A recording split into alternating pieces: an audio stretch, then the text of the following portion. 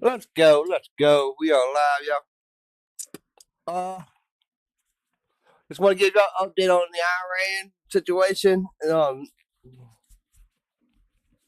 The death toll is rose up well over 500. That's what we're being told. But there's way more than that. 48 confirmed.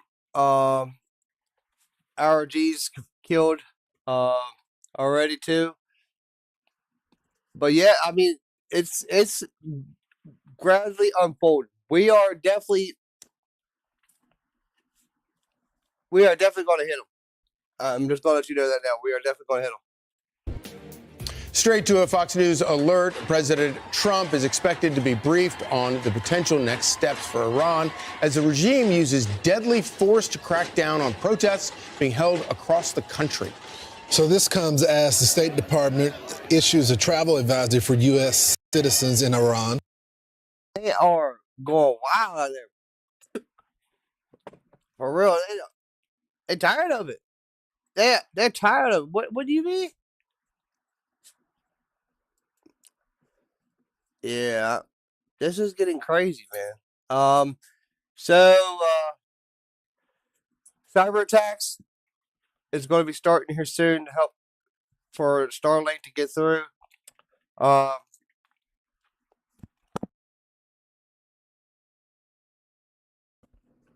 And we might even end up doing airstrikes. We definitely probably going to end up doing airstrikes, but we might end up having boots on the ground. I mean, that's the only way to de-escalate the situation.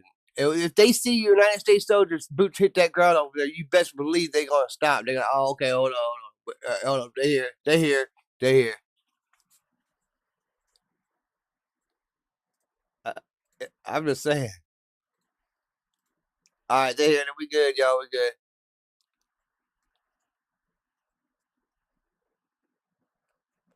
But yeah, get back to it. Warning them to, quote, leave Iran now. And Madeline Rivera is live at the White House with the very latest. Hey, Maddie. Hi, good morning. Well, we've seen the president turn to military strikes to crack down on America's adversaries.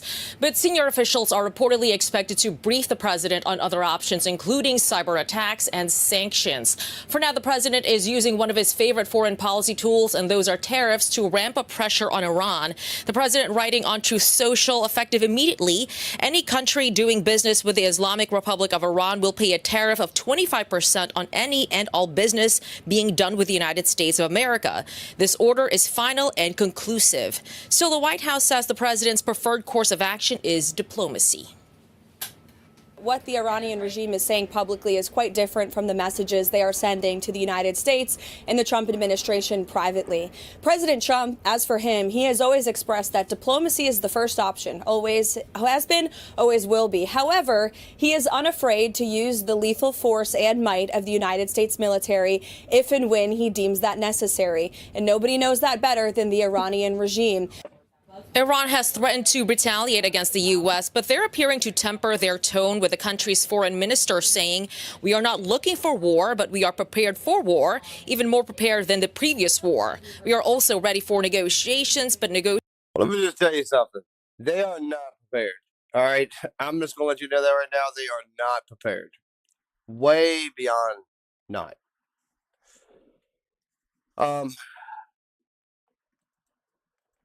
Things get a little hectic. We're going to see. We're going to see. See what happens. See where it goes.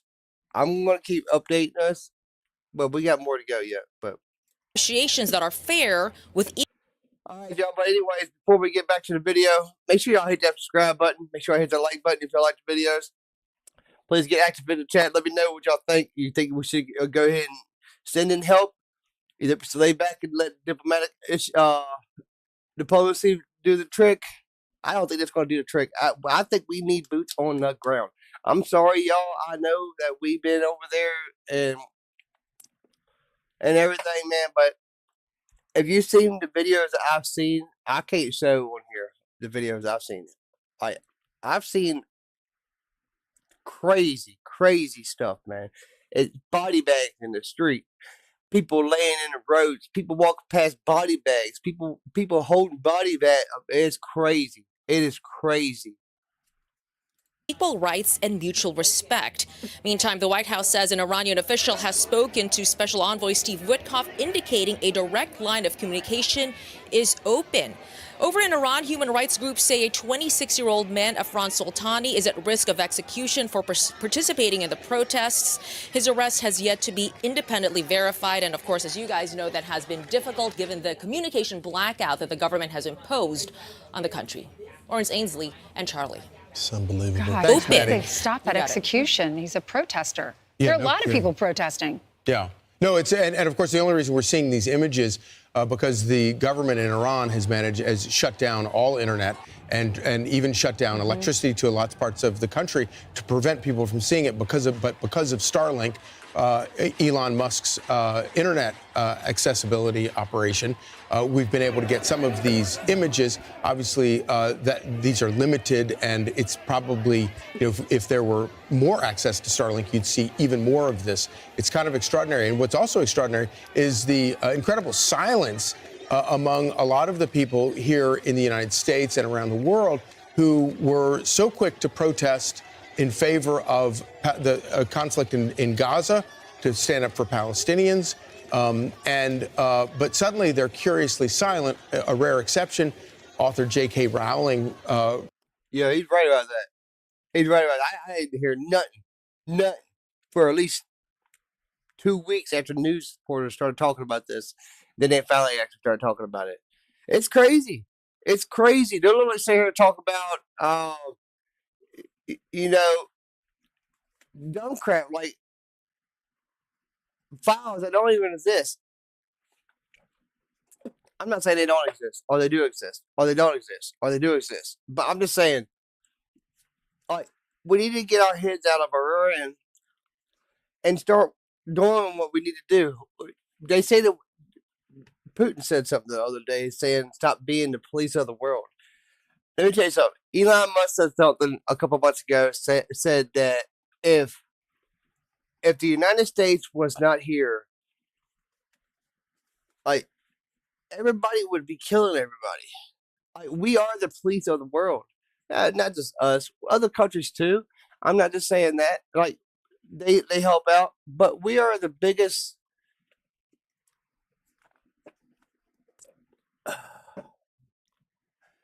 We have the biggest capabilities and biggest capacity to actually be able to do and conflict and know how to strategically maneuver and how to do about wars. We've been in so many of them. I mean, the list goes on and on and on and on and on. Really, it does. But this right here, like, it's time for them to kick rocks and get up out of there and go ahead and let somebody else take the reins. Because they tried for 47 years. It ain't worked. It's time to let somebody else take over. Writing on X, if you claim to support human rights, yet you can't bring yourself to show solidarity with those fighting for their liberty in Iran, you've revealed yourself. You don't give a damn about people being oppressed and brutalized so long as it's being done by the enemy of your enemies. In the last hour, I spoke to Masih Alina. It's not the Iranian people that we're enemies with. It's their crooked, negligent regime that they have there. It's crazy. Like, they'll literally worry about funding a terrorist group and send them millions and billions of dollars and weapons and everything else. But they won't put bread, or let me not say that. They won't put food for their citizens, or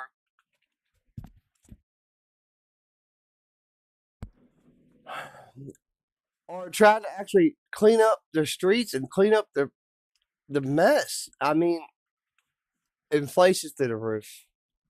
I think it's at like 40% or something like that, 30% or something. I don't even know. It's something crazy. I think a dollar there is worth $1 million. Down there, it's crazy.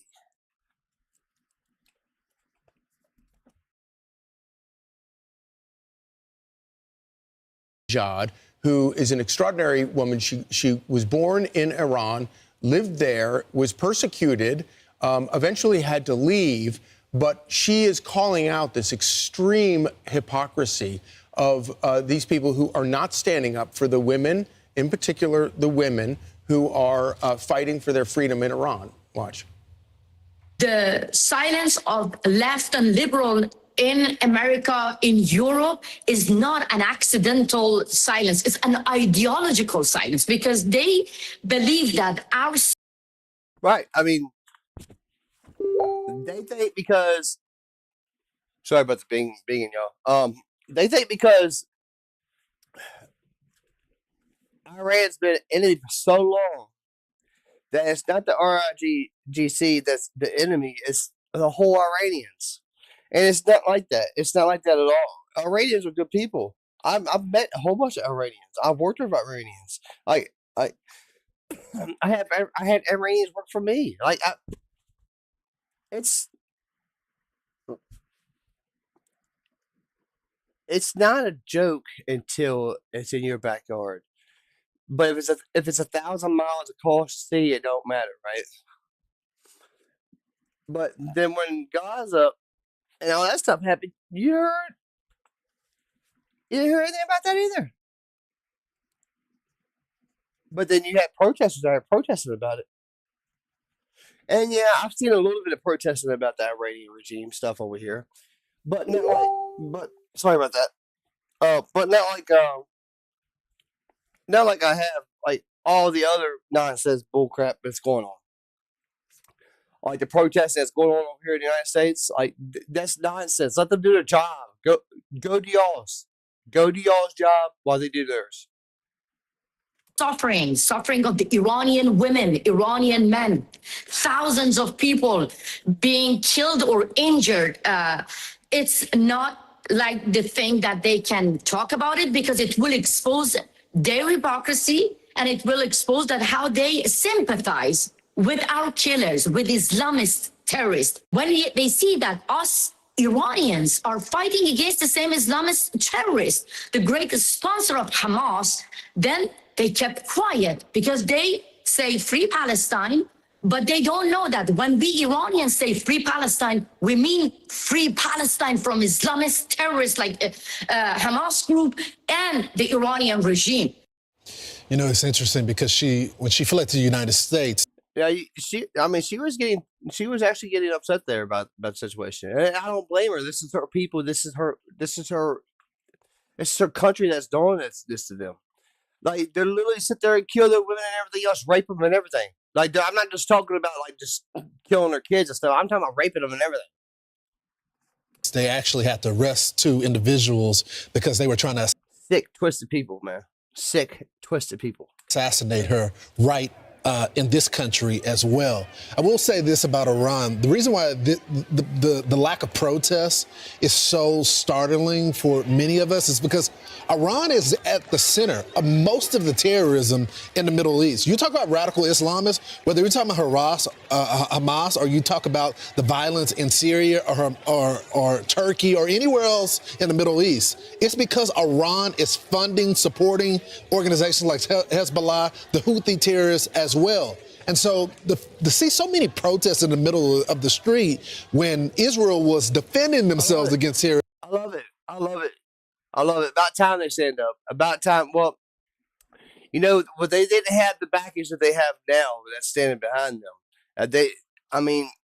Let's go Trump. I mean, we gotta give it to him. I mean, he's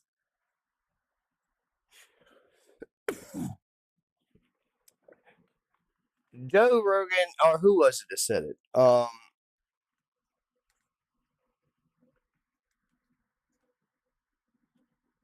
Elon Musk. He's the one who said it. He said that Donald Trump was the movement that the world's been waiting for. And he's right. He's right. It's funny how when everything is going in line the way that everybody else is hit a honcho, when it's going, everybody has your back. But when you come in there and you actually start doing what you say that you're going to do and everything else like that, it's funny how everybody else starts turning on you, man. And then you find out who really is there and who's not. You know what I mean? Donald Trump has a strong administration this year. Y'all keep up the good work, what y'all doing, because y'all don't get it enough. The Trump administration has done an amazing job. They've answered questions from the media time and time again with precise answers.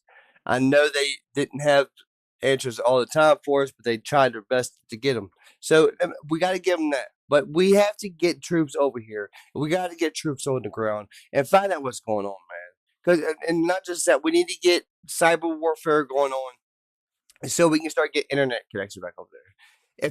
If only a few phones is working there that has Starlink capabilities. So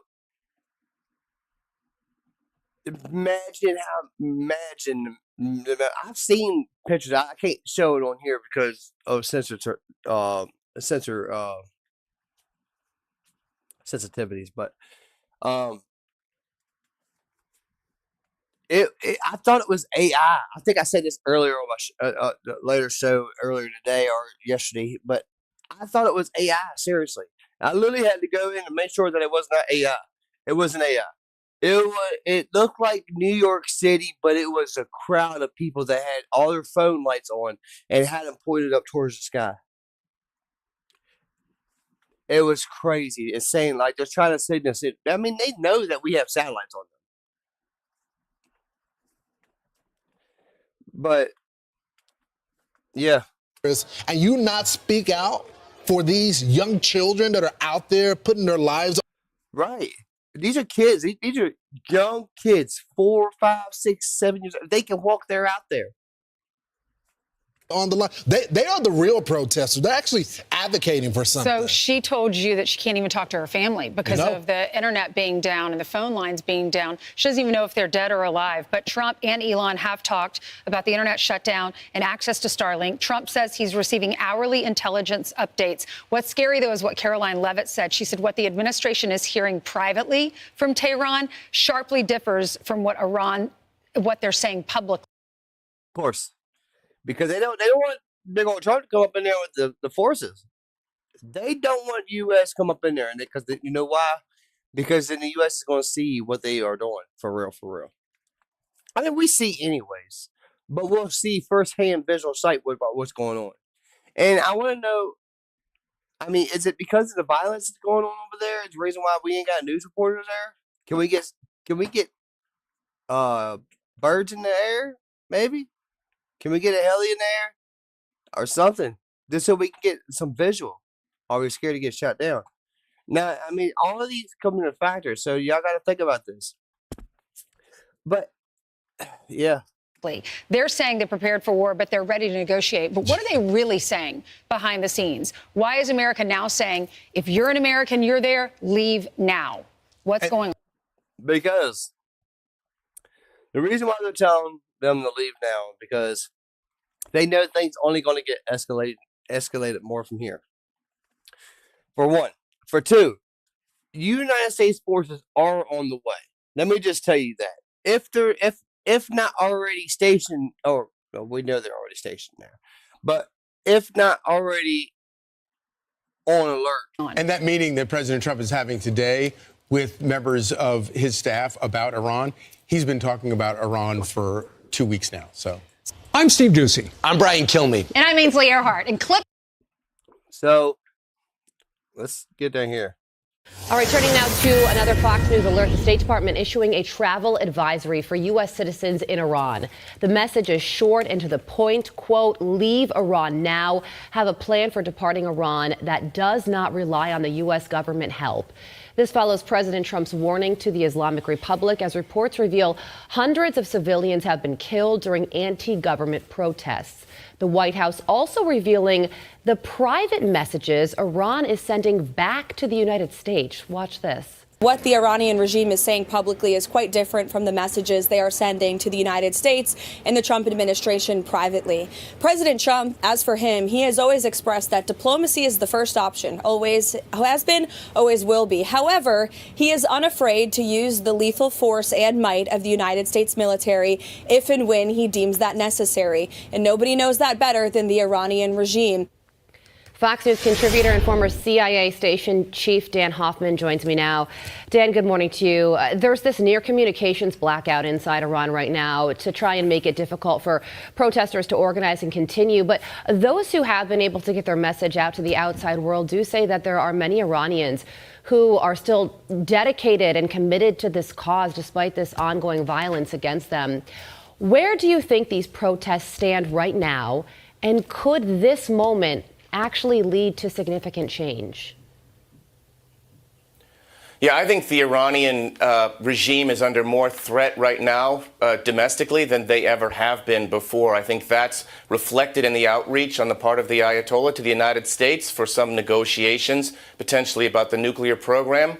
Iran knows that their economy is in free fall. They're suffering from a shortage of water. All of those things have fueled these protests, and it threatens Iran's regime. And so what they want is to negotiate and put an end to those sanctions. I think the Trump administration will certainly listen. It's a good opportunity for us to collect information on how bad things are inside Iran.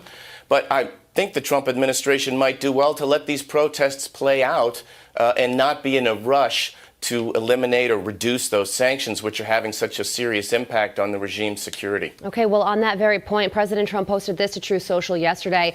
Effective immediately, any country doing business with the Islamic Republic of Iran will pay a tariff of 25% on any and all business being done with the United States of America.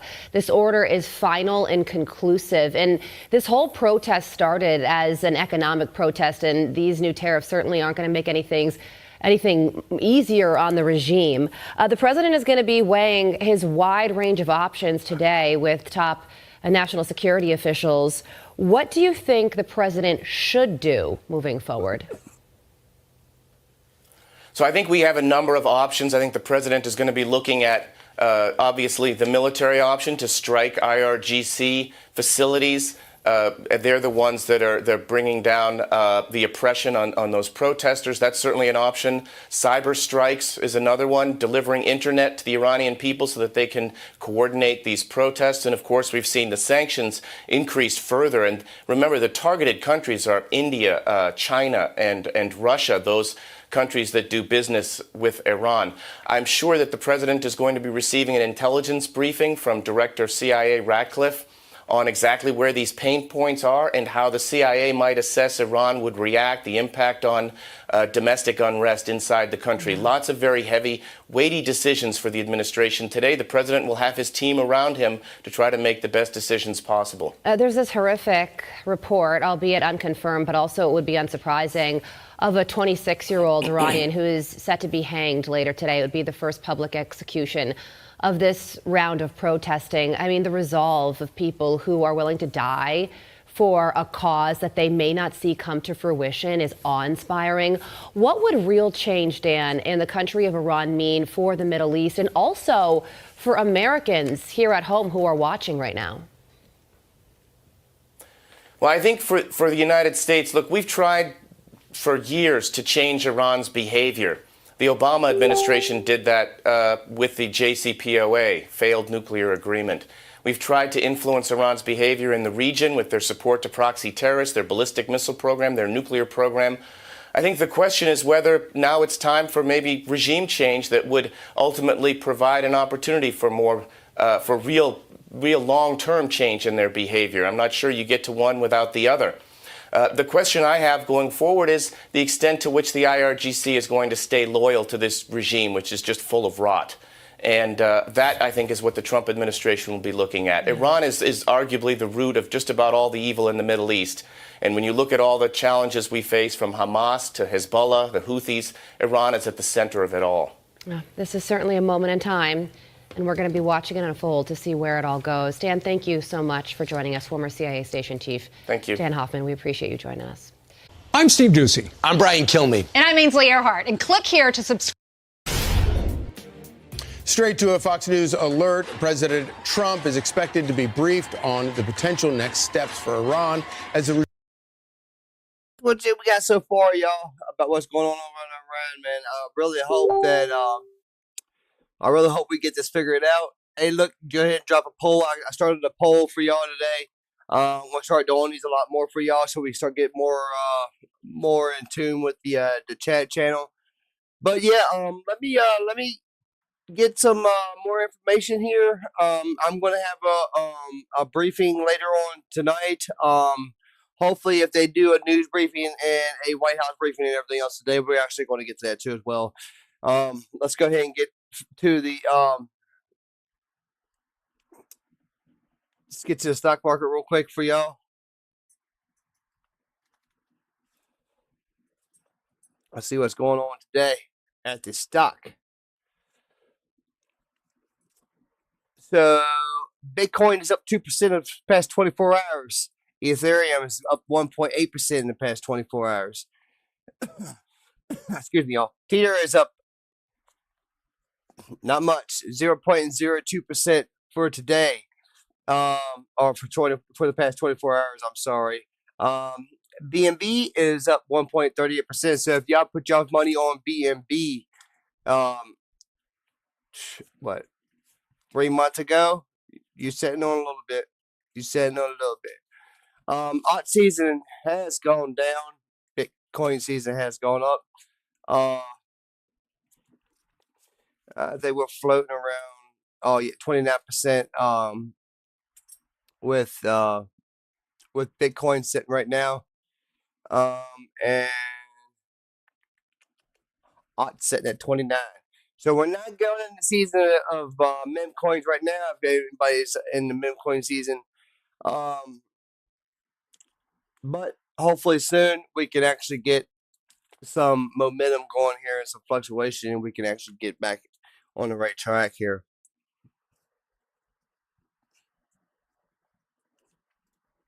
Back to dashboard. Let's get our Ethereum coins. That pays up 2.97%. Down 12% in the past 7 days, though. It's not good. All right, so Ethereum is up 1.65% in the past 24 hours. Chainlink is up 2.94% in the past 24 hours. Unisys is up 0.22% in the past 24 hours. Shiba Inu is up 4.41% for the past 24 hours. But they also have been down for the past several weeks. Past 7 days, they're actually been down 6 point. Sorry, let me get my glasses on now. 6.7%. And World Liberty Financial is actually, man, they took a little leap, didn't they? They're actually up 9%. I don't know where I got 17 at. 9.8% up the past 24 hours at a $4 billion market cap. Wow. That's nice. That's nice. But yeah, so let me know what y'all think about the situation, about what's going on.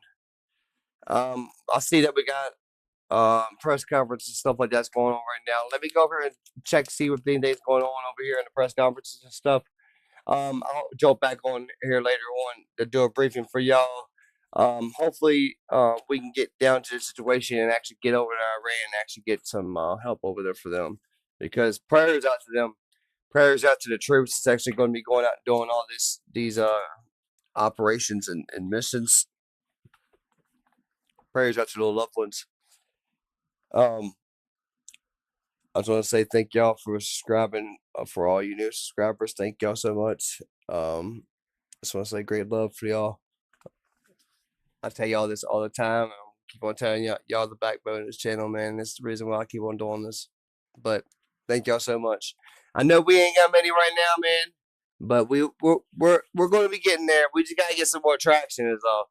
We just gotta get promoted more. But we're going to get out there. I start doing some more shorts, get some more shorts out there, and start promoting. Whenever y'all see the videos, share them with your friends and stuff, man. The more people watch, the more better. Thank y'all so much and much love.